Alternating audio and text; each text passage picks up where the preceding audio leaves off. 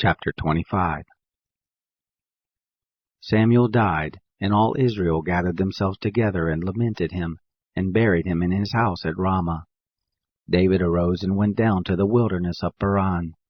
There was a man in Maon whose possessions were in Carmel, and the man was very great, and he had about 3,000 sheep, and 1,000 goats, and he was shearing his sheep in Carmel.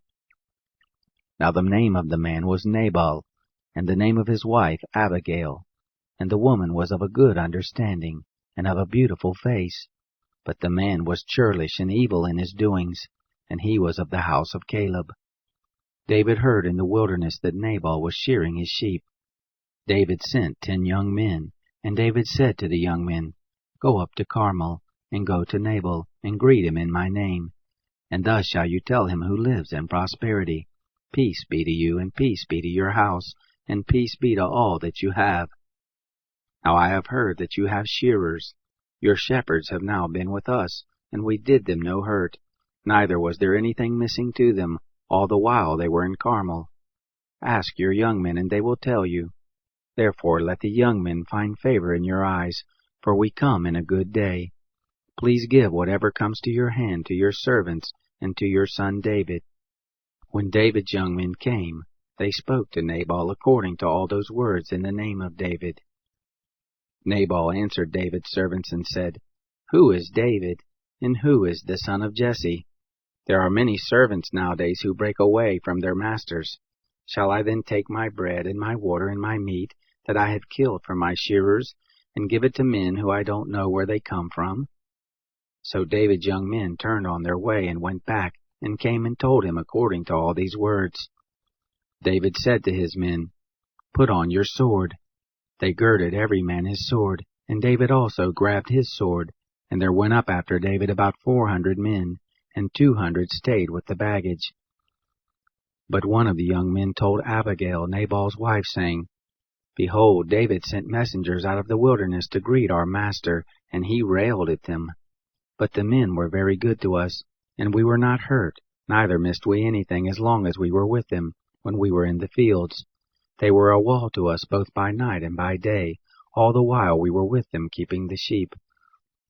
Now therefore know and consider what you will do, for evil is determined against our master, and against all his house, for he is such a worthless fellow that one can't speak to him.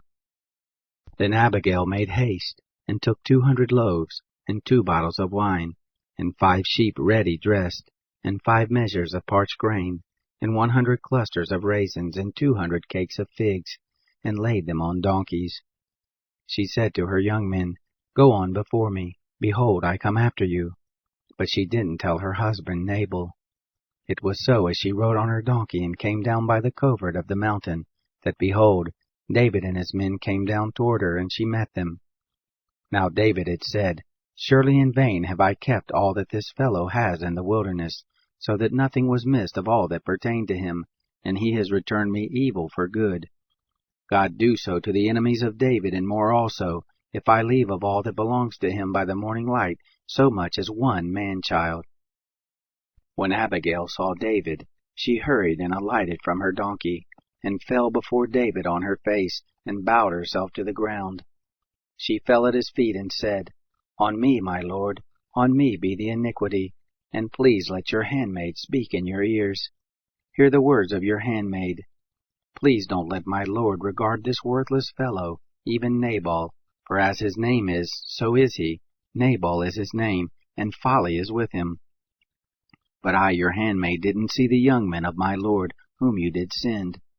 Now therefore, my lord, as the Lord lives, and as your soul lives, seeing the Lord has withheld you from blood guiltiness, and from avenging yourself with your own hand, now therefore let your enemies, and those who seek evil to my lord, be as Nabal. Now this present which your servant has brought to my lord, let it be given to the young men who follow my lord. Please forgive the trespass of your handmaid, for the Lord will certainly make my lord a sure house, because my lord fights the battles of the Lord, and evil shall not be found in you all your days. Though men be risen up to pursue you, and to seek your soul, yet the soul of my Lord shall be bound in the bundle of life with the Lord your God, and the souls of your enemies, them he shall sling out, as from the hollow of a sling. It shall come to pass, when the Lord shall have done to my Lord according to all the good that he has spoken concerning you, and shall have appointed you prince over Israel, that this shall be no grief to you, nor offense of heart to my Lord, either that you have shed blood without cause, or that my Lord has avenged himself. When the Lord shall have dealt well with my Lord, then remember your handmaid. David said to Abigail, Blessed be the Lord, the God of Israel, who sent you this day to meet me, and blessed be your discretion, and blessed be you that you have kept me this day from blood guiltiness, and from avenging myself with my own hand. For in very deed, as the Lord, the God of Israel, lives, who has withheld me from hurting you, except you had hurried and come to meet me, surely there wouldn't have been left to Nabal by the morning light so much as one man-child. So David received of her that which he had brought him, and he said to her, Go up in peace to your house. Behold, I have listened to your voice, and have accepted your person. Abigail came to Nabal, and behold, he held a feast in his house, like the feast of a king. And Nabal's heart was merry within him, for he was very drunken. Therefore she told him nothing, less or more, until the morning light.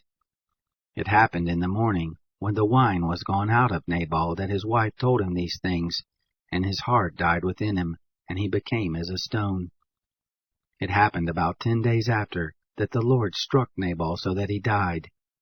When David heard that Nabal was dead, he said, Blessed be the Lord, who has pleaded the cause of my reproach from the hand of Nabal, and has kept back his servant from evil, and the evil doing of Nabal has the Lord returned on his own head. David sent and spoke concerning Abigail, to take her to him as a wife. When the servants of David were come to Abigail to Carmel, they spoke to her, saying, David has sent us to you, to take you to him as a wife.